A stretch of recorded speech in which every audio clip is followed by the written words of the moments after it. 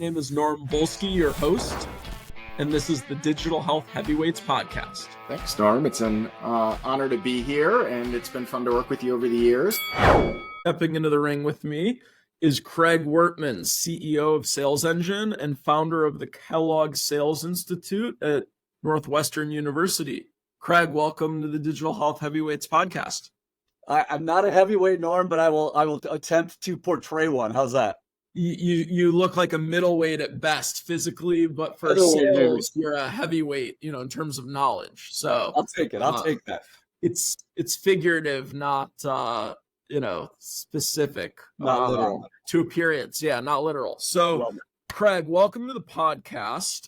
For all of our listeners and viewers that do not know Craig, as I said before, Craig is founder and CEO of Sales Engine and also founded the Sales Institute at the Kellogg School of Business over at Northwestern, which, in my opinion, is really why I wanted you on the podcast, because I've been in sales, so to speak. I think recruiting is a subset of sales for my whole career since leaving college. And I didn't get any training on it in college. There's nothing in college that really, prepared me for sales. I've always wondered why, universities around the country didn't really have it as like a major or a specialty or an advanced degree. So what I'll start off with is, why do you feel most universities don't have like anything relating to sales, and what inspired you to, start one at one of the top business schools in the country?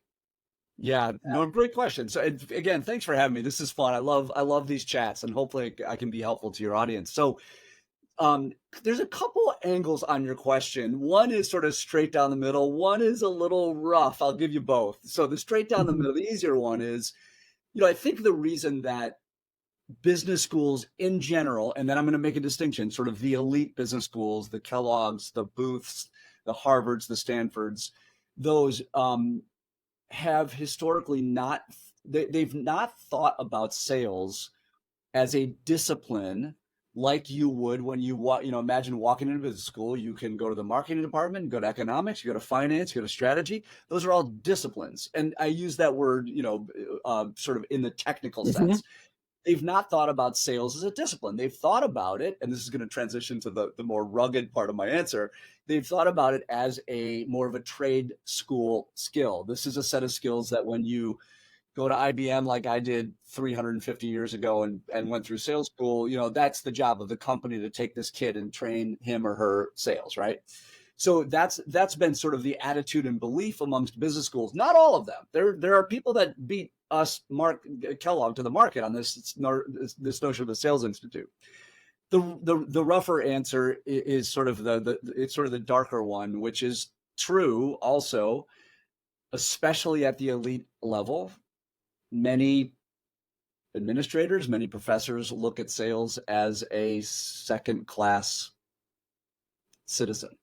Yeah, I think that's unfortunate. You actually alluded to this, Norm, in your introduction, and I just want to call it out because you put a smile on my face. It is true. It's changing. That's the good news. It's changing. People are waking up like this is an actual discipline that can be studied. The other thing they're waking up to, which this is what you put a smile on my face, is recruiting sales.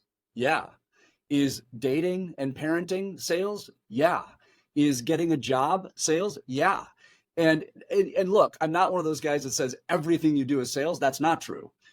But I have a course at Kellogg called Selling Yourself and Your Ideas, and it's actually not a sales course. It is about how you show up in every room and persuade, because you're always selling your ideas. So that's why I think even the elites are waking up like, hey, this is a thing. Let's now put ourselves on the map and differentiate ourselves on this thing called sales and marketing and finance and blah, blah. It couldn't be more true. I have my own definition of sales. I describe it as the ability to influence, persuade, and motivate. And if you're not able to do those things, how good of a business leader truly are you? I love that. I will give you full marks for that great definition. I'll offer you and your audience our definition. So at the Kellogg Sales Institute and at Sales Engine, the company that I run, we define sales very simply. Sales is helping people make progress in their lives. Period. So if you're, back in your day, Norm, if you're a recruiter, you're helping that person find the best possible path, next chapter in his or her life that you possibly can. And the corollary of that is, if you're helping recruit me for a job and you discover in your discovery with me as your customer, your client, your sales target, that you're not the perfect fit for me, you're the first to tell me. So we teach people at the Kellogg Sales Institute the not the minute, the nanosecond you figure out that you're not a good fit for whatever you're selling to this person. Not only do you call that out and say, you know what, Norm, I'm understanding from this conversation we're having that actually I and we are not the best fit for you, but I know who is. May I make a couple of introductions for you? So not only do you say you're out, but you say, I can still help you make progress in your life by giving you someone else to do business. Yep. I love that. And Totally different view of sales. Look at the greatest innovators of our time, or at least my time. Mark Zuckerberg, Steve Jobs, we're talking about great minds, great tech minds. But if Mark Zuckerberg couldn't convince a handful of Harvard students to download his app, Facebook wouldn't be a thing. If Steve Jobs wasn't able to persuade a couple folks, hey, you should spend your career on building the next generation of computer and technology, then Apple wouldn't have gotten out of a garage. So the ability to persuade and influence and motivate is what makes all great business leaders able to scale their companies. And we see that in digital health a ton. Many of the companies that are brand names now, their CEO and founder were the first person to sell the software and the solution to the prospective buyer. And only then could they then go out and hire external resources to be able to be their first salesperson or sales leader. So, I think, again, as you mentioned, there is a little bit of taboo with sales. What exactly is it? Why do people choose that career path? But ultimately, without those skills, companies can't even get off the ground to begin with. So I'm a big believer in, training top echelon salespeople. And, that's what you've devoted your career to. So really excited to have you on the podcast. And that's why we feel that you're a great guest, is because there's so many people that watch this that are founders, that are venture capitalists, that, need to hire salespeople at their portfolio companies. Yeah. There's sales leaders, there's salespeople that watch this. And if you're one of those people that is in marketing, that's in product, that's in account management, that's in finance, that's a clinical person that we place and work with in our recruiting function, how many times have you been frustrated because other people at your company haven't agreed with your vision or what you wanted to do with a product or with a marketing campaign or changing how a product implementation went? If you're not able to influence and persuade people to move in your direction, you should take 40 minutes, listen to this, and you might have a better shot at getting, hopefully, not only what you want, but what's best for your organization, your colleagues as well. Norm, it's a great framing. I mean, one of the things I was eager to talk with you, and just be with you on this podcast is that, if you think of it, so I teach entrepreneurship at Kellogg as well as sales, and I teach them both together in a course called Entrepreneurial Selling, which is it's designed exactly for the people that you're, a lot of the people that you're reaching. If you think about, healthcare being one of the engines of our economy worldwide, and then you think about all the innovation and all the stuff that's emerging in healthcare and changing rapidly. And I'm saying the same thing you did, just with a slight twist. Those entrepreneurs, and I'll say it again, I'll go to the sort of the dark side to motivate us to really get good at this thing called sales. The dark side is the entrepreneurial landscape in healthcare is littered with founders who had a brilliant idea, but couldn't get a health system to pick it up, to take the risk with it, couldn't persuade, couldn't get the right talent in their company to push, because they themselves weren't persuasive, i.e. great salespeople to sell their vision. So, there, for every Zuckerberg or whoever, there are, dozens and dozens of entrepreneurs that actually from a technical standpoint had a wonderful idea, couldn't get it realized. Yeah. My first business was a total disaster of my own making, which is embarrassing because I came to it as a salesperson, but then I thought, you know what? I'm not a seller anymore. I'm a founder. Like, this thing's going to be awesome. And I was completely, I lost sight of the fact that I have to sell this every day to employees and customers. 100%. So walk us through your background a little bit. How did you work your way into sales? Walk us through your sales career before you were, a professor at one of the most well-regarded business schools in the country and, CEO of a company that, helps dozens of clients sell hundreds of millions of dollars in revenue. I say to everyone who listens, I feel like the luckiest guy in the world. I absolutely love this profession. I love this subject. I came to it honestly. I got a job at IBM a long, long time ago, and they put me through what's called IBM Sales School. There's a great metaphor for it because IBM is big blue. They call it dipping us in blue. So sales school was a year back then, believe it or not. And they took a scared young kid and they put me through, they dipped me in blue and made me not just into a salesperson, but a person, which was a great gift. I'm forever thankful to IBM. Had a series of sales jobs then. And then when I actually went to Kellogg as a student a long time ago and came out of Kellogg and was inspired to become an entrepreneur by some of our professors, some of our amazing professors. My first business was a disaster of my own making. My second business was a turnaround company. And the reason I share that with you and your audience is that the amazing thing about this turnaround company was this company was in terrible shape, but its bones, the bones of the company, the actual capabilities of digital marketing agency was fantastic, but it lacked a sales engine. And we ended up the team, I joined as its CEO, but really the team turned it around. They did an amazing job. We built a very powerful sales engine. In 10 months, sold it to a company out of Europe. And I went home one night as we were transitioning and selling the company. And I was selling myself out of a job, which was by design. And I said to my wife, and my partner, I said, this is all I want to do. I just want to build sales engines. And so we founded Sales Engine, which is my current company. So that's how I got here. And then right around the same time, the phone rang and it was Chicago Booth, bless their hearts. And they said, we're trying to combine two hard to combine subjects, entrepreneurship and sales, and you've been both. Can you help us? And 6 months later, I was teaching in Booth. So it's kind of crazy. I love that.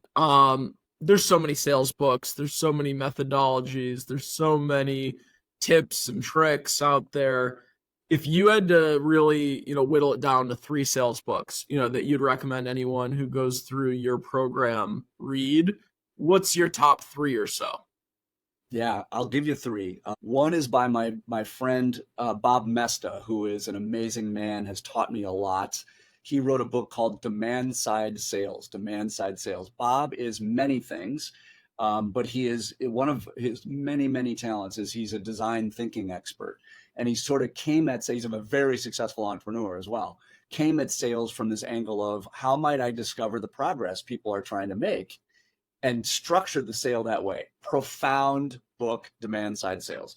Next one is a little bit, I hesitate to use this word because it's not perfect. It's not accurate, Norm, but it's more of a technical. If you want to build a great sales organization, there's nobody better in the business than another friend of mine, Mark Roberge, teaches at Harvard. Bob teaches with me at Kellogg. Mark is an amazing individual. He was one of the founder. He was one of the early guys at HubSpot. So he knows a thing or two about building big, strong sales organizations. Wrote a book called The Sales Acceleration Formula. The Sales Acceleration Formula by Mark Roberge. Just a cool guy and great thinker in sales. And then, of course, I can't help myself. Sellers need to be able to tell the right story at the right time for the right reason. So behind my right shoulder? My right shoulder is a book called What's Your Story that I wrote some years ago. And I still to this, oh my God, not a week goes by that I don't do a workshop on helping sellers tell the right story at the right time for the right reason. So stories are your most powerful tool of influence in life and in sales. So those are my 3. I love it. I wrote it down because I think another thing key in sales is if you're in sales, you're always learning. You're always trying to get better. You're always trying to accentuate strengths. You're trying to improve weaknesses. And it's a lifelong love of your craft. And if that's not you, maybe you're in the wrong area. If you're just trying to make a quick buck, you can, but you're not going to build something sustainable. So I'm constantly trying to read and, get ideas, and thank you for sharing those. I'm sure, our listeners are very appreciative. Anything out of those books that is, tip here or a mantra there that like you're like, hey, it's not going to give everything away, but like here are some big learnings from some of those that, you know, I could give people a little bit of a taste of what they might be reading if they read those three? You know, if I had to, I'm trying to pull a theme, Norm, from all three books. I'm not sure this is fair to any of the books. I mean, obviously I know mine best, but Yeah. I think one of the things that emerges, especially from Bob's book and this notion of equipping yourself with stories, is, and it comes up in Mark's book as well, is this notion of curiosity. This is a word I think we throw around a lot, and it's interesting. I'm doing some work both for a tech company right now and a healthcare company around curiosity. And like you, I learn all the time. So I went and read a bunch of books on curiosity. I'll be honest with you, I would not recommend any of them. I just could not get the through line on curiosity. So I've been on doing research on it and trying to figure it out for myself so I can help companies get better at it. And I think, you know, what is fascinating about Bob Mesta's book, and one of the reasons he's a dear friend is he is, you know, I don't know if it's a secret, but one of the things that will come at you strongly in that book, Demand Side Sales, is this notion of trying to help understand the progress people are trying to make. But when he says that can be a little abstract. Now, just let me turn the other side of the coin. What most people do when they're selling, of course, is it's like, you know, I've got a product here. I'm going to sell it to you. And I just meet you, Norm, and I'm going to extol the benefits and the value. And hopefully, if I'm any good at all, the differentiators of this particular book or that phone or whatever it is. And Bob and I think would suggest that that's exactly wrong. Yeah. Rather, how might I stay in the question, stay in curiosity, and say, Norm, tell me about yourself. You want to get an MBA? I'm a Kellogg professor, but I can just as well recommend Chicago Booth, but I can't recommend either until I understand something about you. Yeah. Talk to me about your goals. Tell me about your family structure. What are you worried about? And I ask you lots and lots of questions. I have this phrase, stay in the question. I'm sure I didn't make that up. Somebody smarter than me made that up. Stay in the question, ask the next question. And I think that is one of the core disciplines of curiosity that will bubble up through these books and many others. But it's funny, when I read books about curiosity, I just don't get that much out of them. I really don't. Yeah. Well said. I don't think anyone's cracked the nut on curiosity yet.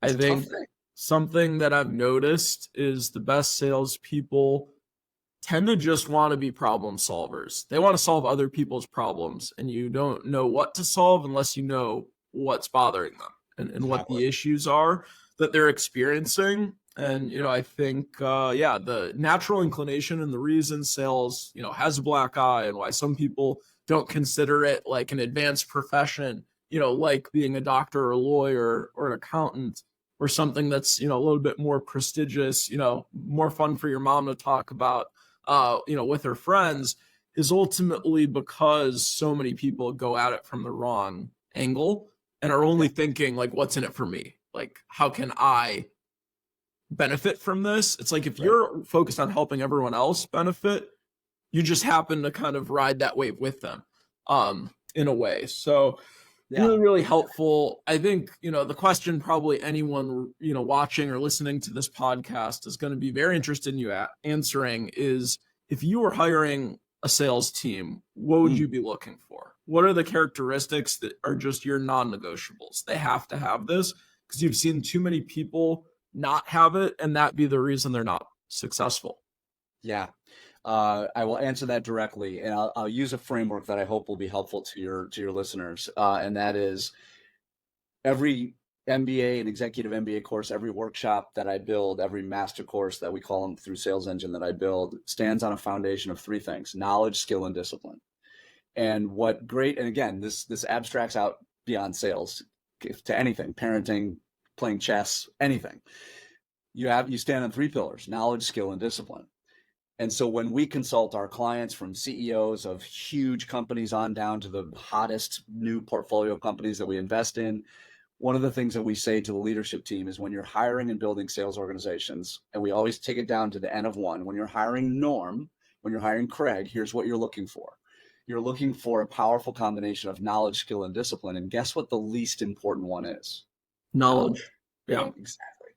What you're looking for is someone first who is highly disciplined. And we have lots of first of all, the definition of discipline for us, a one-word definition, choice. Psychologists tell us we make hundreds of choices every day. Most of them are unconscious to us. The easy example I always use with leaders is, does every meeting of this company start on time and end a few minutes early? Because that's not knowledge. Everybody knows they should do that. It doesn't take any skill. You either do it or you don't. It's a choice. You either choose to start a meeting on time and end 3 minutes early, or you don't. And I make a big deal out of this when I'm teaching or when I'm having sales meetings. I'll say, and I kid around a little bit because I'm kind of mischievous, but I'll say, Norm, you don't know me at all. You're my new client, and our potential client. And I'll say, Norm, today we're going to end the meeting at 10:57, not 10:56, not 10:58, 10:57. People always think this guy is weird. And then I end the meeting at 10:57, like, damn, you actually did that. I'm like, it's discipline. That's all it is. It's just a choice. I either do it or I don't. It's you value your time. And great salespeople value their time more than just about anyone else I've seen. Same thing with business leaders. And other people's time. 100%. So, I mean, you've asked a wonderful question, and it's a huge answer, of course, that I can't do justice to here. But I would say discipline first. If some person you're interviewing, a seller, interviews you and says, I make 85 cold calls a day, that's probably a person you want to consider. But then now and there's lots. You have skill. How many do you convert? Right. So now you unpack, and it gets harder, right? Because it gets more abstract. Like, what is a skill? Is listening a skill or is it discipline? Turns out it's both. So you have to break and this is what we do in my coursework. We break all these things down into the component parts. Why? Because that's what elite athletes do. They break everything down into its granular, tiny pieces and put it all back together because they get good at each one. Nutrition, strength, stretching, flexibility, like I can go on and on. Sellers do the exact same thing. So we break something like listening down into its component parts and we label them disciplines or skills or knowledge. Nothing wrong with knowledge. It's just the least important one. Most organizations, and this happens in healthcare like crazy, which is most organizations get it exactly wrong. They hire for knowledge, skill, discipline last. And the person sits around waiting for the phone to ring. That's not a seller. That's like a consultant. Nothing wrong with subject matter expert. Hey, we get you in when we have something to talk about. Great, but it's not opening doors. So yeah, I love that. I'm a sales nerd, so I figured we would be nerding out right now. What are some things you teach in your master's program? Like anyone who's maybe looking to get their master's or has a kid that's, in school and they're kind of wanting to suggest like what they might want to do next. Why would someone come in and, join your Sales Institute? Yeah. So, and by the way, Norm, I've been really fortunate, and Kellogg's been wonderful to let me do this. I have scaled all the way up to executive MBA programs where the audience, is 40, 50 years old. So those folks, so very senior people, senior leaders in organizations, all the way down to high school students and everything in between. Yeah. And the reasons, oddly, are the same, which is if you need to be the most persuasive person in any room on any Zoom, you need to break down the requisite knowledge, skill, and discipline of selling. And it's as simple as that. Now, that's not a very satisfying answer. So what do we do? Why would somebody take our program? Well, they want to get great at being powerful storytellers. They want to be the best storyteller in the room. They want to be great at handling difficult conversations. Typically in sales, we call those objections. Like, Norm, I can't do business with you. Your price is too high. The next thing out of your mouth better be perfectly designed. Your body language better be perfectly designed or you will fail at that moment. We can teach you how to do that, right? So they want to be great at tough conversations, which now notice something, just the two things I've mentioned, notice those things, core to selling, telling the right story at the right time for the right reason, handling heat, right? We say embrace healthy conflict, not unhealthy peace. If you're really good at those two things, you're great at sales, leadership, parenting. Again, I could go on and on. Dating, you're the most powerful person in the room. Just those two things. And of course, there is a catalog of things that we teach like that. So we have, at Sales Engine, we have 36 master courses. Just one of them is storytelling. One of them is handling difficult conversations. So it's stuff like that, negotiating, what we call proactive pursuit. How do you make 85 calls a day and succeed at it and actually have some fun? You won't have fun on the first day, but you will have fun over time. Yep. Right? How do you do that? I do think it's funny that when someone encounters a salesperson or someone they perceive to be a salesperson, if there is interest, the first thing they do is try to negotiate. Why is it socially acceptable to negotiate with a salesperson, but you would never ask your doctor, your accountant, your lawyer, many other professions, hey, can you give me like a 15% discount? Like, do you offer those? But like, why is it like in sales, like, oh, it's like, it's bread. It's no, like, so again, it's just very funny how, some of us believe sales can be as valuable as any other advanced degree out there. And then, others, it's, purely based on perception. A lot of the Well, it's funny. I'm smiling because we've talked about how the Kellogg Sales Institute, our definition of sales is helping people make progress in their lives. Our mission as an institute is to change the way the world thinks about sales, one relationship at a time. So, is that a real thing that you just mentioned? People just have this sense they can just ask for a discount like 2 seconds after they meet a salesperson? That's real. We're trying to unpack that, because what we know from negotiations experts like at Kellogg, my friend Vicky Medvec, Dr. Medvec is a world-renowned negotiations expert. She would say, before you do anything, ask questions, get to know the person, understand all the what she calls negotiable items that are in play here before any of that conversation takes place. And so you have to have the discipline. There's my word again. You have to have the discipline to not react in that moment. Even if Norm has just asked Craig for a 15% discount, you say, Norm, interesting question. I don't know. Let me understand a little bit more about you.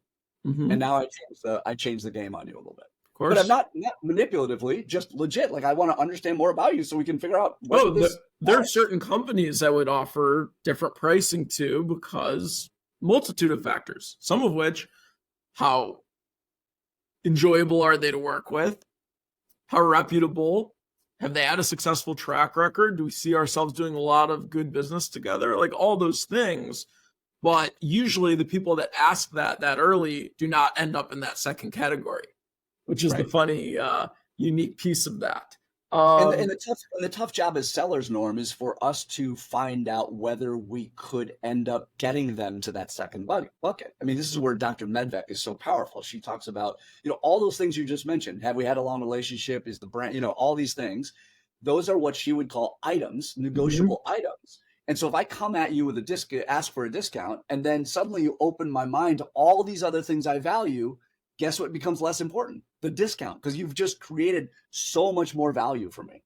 Yep. That is, of course, has its own negotiations as a subject is very close cousins to sales, has its own attendant knowledge, skill, and discipline, and it's dripping with them. Yeah, and I entered a field in my early career that also, is a subset of sales, but also as a stigma. Like, I think there is a certain level at which people believe a recruiter can function. And ultimately my goal, since I've started in this business, and my team's goal, the 10 people that, work with me, we're trying to create an experience that they look at us like a different breed. Like, these so great folks, these salespeople, these recruiters, whatever you want to call them, are offering a level of service that I've never experienced. And they've completely changed my perception of what an executive search consultant or a salesperson is. And I would say for someone earlier in your sales career or any career, if that's your goal, like, hey, I want to separate myself from the average and I want to be the best and seen as the best, and that's like your guiding North Star, on the right track. And you can really, do some amazing things. I totally agree. I taught a webinar, Norm, this morning. It was super cool. I had people from all over the world on building a personal brand. And I talked about that. Like, brands, what are brands? Well, brands make promises and then they keep promises. They're consistent. I challenged this group this morning to think about themselves as a brand. What promises are they consistently making? And you do that enough, and you do it, in a differentiated way enough, you become known as that thing. And that's what rises you above all of the noise that's in the market of other sellers, other people, et cetera. I go to conferences, 3, 4, 5 times a year. And there's a couple of people who have been on this podcast I will shout out. in a good way. Manny Menendez, Julie Stadelbauer, Sean McBride, these are all members that have presented on this podcast with me. And I would argue 3 of the top sellers or sales leaders in our entire industry. And I know for a fact when I go to conferences, they're not just sitting at their booth hoping a benefits leader or a health plan executive comes to their booth. Every time I see them, they're at a side table having a very intimate conversation with one person. Usually I don't know who they are because I don't sell to those buyers. But then I look at the badge and they're, head of benefits at a Fortune 50 company or a head of health plan and one of the biggest health plans I've certainly heard of. And you can tell when someone is respected to a greater degree than their peers because they're not chasing. They're seen as equals as the person they're meeting with. And they've earned that, whether it's from doing good work or helping them with something that was separate from their business, whatever it may be. All those 3 sellers have a reputation and brand that are well above the average salesperson and sales leader. And we could pick apart why and what they did to get there. But as you said, it's a completely different animal when, you are focused on those 3: knowledge, skill, and discipline. Correct. Yeah. Well, it's, Norm, take somebody like a Manny Menendez. So just take your example. He's standing behind the table. If he were an average seller, what he would, which he's not, as you've clearly pointed out, he is way above that. And she's amazing. What normal people do in a situation like that is, and this is not a conscious mindset, but what they're actually, so I'm not picking on these people, but what they do, this used to be me, stand behind the table. And I would be thinking, I'm really smart. You should come and talk to me about my products. That's knowledge. There's no skill and discipline. Norm, you should come up to my table and talk to me. No. What Manny does, people like Manny and Sean and Julie, those people, they go around the table, get out into the stream of the flow of people. That's discipline. They just choose to do that, get out of their comfort zone from the safety of the table, get around and talk. And then they use tremendous skill one-on-one. They're fully present to that person while they're having a conversation, listening, understanding their progress, understanding their needs. It is a beautiful thing to behold. This is the first thing I'm going to disagree with you on. The reason what you shared is not correct is they probably prepared 2 to 3 months ahead of time, knowing they're going to be at that conference, pre-scheduled meetings, worked their network, worked every angle they possibly could. So when they got there, none of their time is wasted. Kind of going back to that, like, salespeople who are great, are very, very, very, like, almost anal about, like, their time, their schedule, making sure, like, there's not a minute wasted. So I think, again, there's the skill, there's the preparation, there's this point, like, all these things kind of interact. They all come together. So think of it as 3 threads that are woven together into a powerful rope, but you got to have all 3. Yeah, I'll make a controversial statement here. The hard truth many salespeople need to understand, and the sooner you realize this and can, like, truly be okay and at peace with it, the sooner you can have a ton of success. No one gives a shit about you. It's, can you help them? If you're able to help them, they care. If they're not seeing you as someone who can help them, they don't care. So ultimately, like, you taking yourself out of it, like, hey, like, what I want doesn't matter. It only matters if it also helps them accomplish what they want. Yeah. You're on the right track. But I think a lot of people, their ego, the way they were, brought up, the way they live their life, like, they just can't comprehend, like, this person, these buyers, they don't care about what I want and what I need. They care about what they need and what they want. And if I can align myself with that, then I have a chance of success. And that's a hard truth to really come to terms with. Well, I love that you say that. Keep saying that. I'm smiling because I have a slide that ruffles a lot of feathers, and the slide literally says, just a slide, and I sort of surprise people with it. I'll be making this argument. I'll say, you know why this is? Do you know why this happens? And the slide says, because people don't give a shit about you. That's literally what the slide, literally what you just said. And I love that moment because people are like, did you just say that? Did you just show this to me out loud? And like, yep. And then we talk about why that's true and how to flip the script. I love it. Yeah.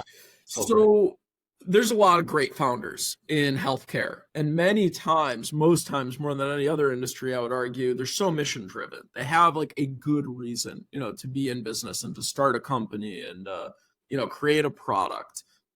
And some of them do struggle to articulate why their selling is important, why it benefits the buyer.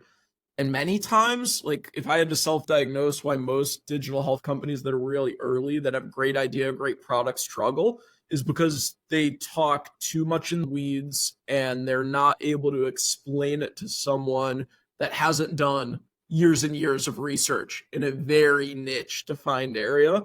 So what advice would you give a founder that's looking at their company and saying, it's a great mission, it solves a problem, the product's great, but we're not selling it? Like, what advice would you give those people?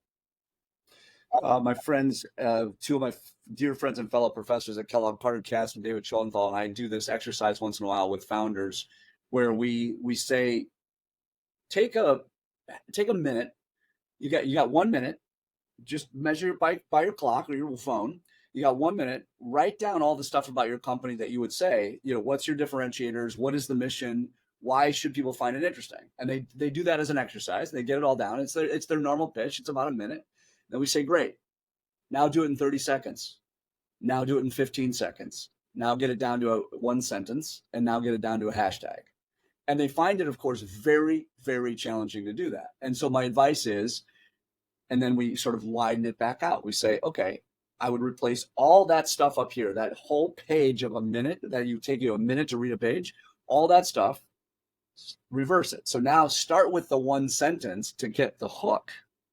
Then what you do with that, the next most persuasive thing you can do in any room with anyone at any time, no matter what you're doing, is tell a story, why that's important. That illustrates why that's important.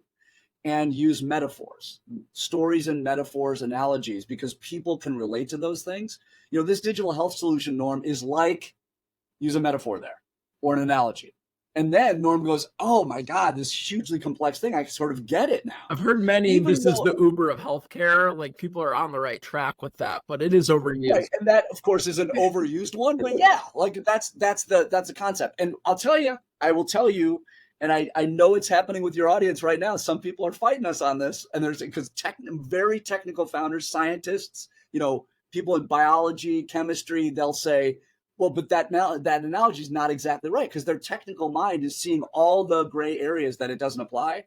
And we sellers have to give them love and compassion and blunt advice to say, it doesn't matter. It only matters to you that it's not a perfect fit. They're not going to buy on your metaphor. They're going to buy on your science, but you got to get them there. You got to get them to the point where they can listen to your science. 100%. Love that. Very, very helpful. In terms of taking sales teams from good to great, let's say you go through your consulting company, you've identified, hey, like, you guys have the right people on the seats. Yeah. How do you guide them towards improving productivity, improving sales? Is it metrics? Is it skill? Like, what are the key components that you look for that are like the leading indicators of future growth and success? Yeah, it's interesting, Norm. We come at it from a very ground up approach. We don't look at metrics. And I'll give you an example of metrics in a second, but what we look at, won't surprise you, is, do they know what they're talking about? So knowledge, that's the least important one. Are they incredibly skilled and incredibly disciplined? And then we design a system around them that looks a hell of a lot more like an MBA in sales than it does like, your average. And I do a lot of these at this time of year, which is fun and I love doing them. But the rah-rah 2-hour event where I go and drop into a stage and then do some things and then leave, that's all fine. Just sell me this pen type presentation. Well, there's a use case for, sales kick. I do a lot of sales kickoffs, and thank you all for allowing me to do that. I love it. But it's an event. An MBA is not an event. An MBA is a process. And so we design an MBA-like scaffold around each person to develop their skill and discipline, because our strong belief that is based on evidence is, if they're knowledgeable, skilled, and disciplined in every interaction, the metrics will take care of themselves. I like so that. So many, I've said this 9 times to you in one podcast, most organizations get it exactly wrong. Norm, I need you to make 85 calls a day. How the hell do you know how do you know if any of those calls are good? Yeah. If you're good at it, the quality of the and call. you actually are so good at it, you start to enjoy it. I don't have to tell you how many calls. You'll make 185 calls a day because you're having fun and making money and doing good for people. Yes, I would wholeheartedly agree. I think the other thing in terms of advice we, can give founders that are trying to get their value prop, as best as possible, even budding salespeople, maybe some sales leaders that haven't acknowledged this. I think the other thing you need to do, other than simplifying it from like a number of words and time standpoint, is complexity. Like if you can explain your really complex technical solution to a third grader, you're in very good shape. If someone needs a PhD to understand what you're talking about, you're only able to sell to PhDs, which are probably not the buyers of the technology. So I think that's another really impressive skill, is you can talk about something super complex in a very digestible way for someone who knows probably very little about the subject you're talking about. Yeah, the former Supreme Court Justice Oliver Wendell Holmes said a lot of smart stuff. He is the owner of one of my all-time favorite quotes about this subject. He said, I wouldn't give a fig for simplicity on this side of complexity, but I'd give everything I own for simplicity on the other side of complexity. I love that quote. And I try to live up to that quote. When a Kellogg student walks up to me, or one of your audience walks up to me on the street and says, hey, what is your entrepreneurial selling course about, your MBA course about at Kellogg? I have a choice, right? Discipline. I have a choice. I could tell you, I could from memory read you the 29-page syllabus, tell you everything there is to know about the course. That's not what you asked for. You sort of did, and I can misinterpret. This is what scientists, this is what doctors make a mistake of doing. They tell you everything. I don't need to know everything. So what do? I do the opposite. I found simplicity on the other side of complexity. I say, Norm, entrepreneurial selling will help you survive the wonderful chaos from time zero to break even and build a successful business by acquiring your first customers. Who wouldn't want that? That's all you need to know about the course. And if that gets you interested, then you might give me 30 seconds to tell you more about it, some of the moving parts. If that gets you more interested, you might give me a minute, and then I've got you.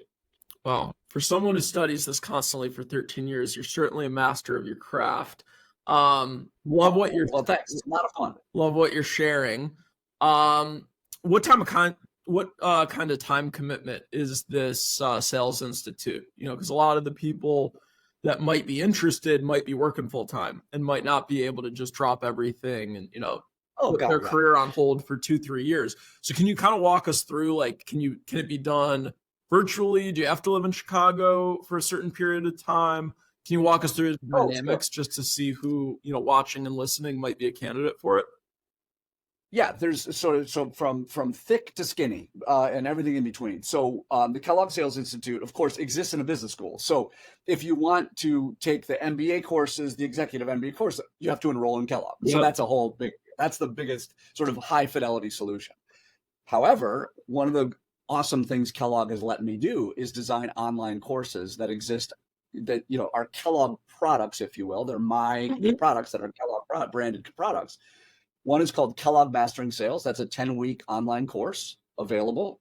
It's the most popular course on the Emeritus platform. So that's kind of fun to say.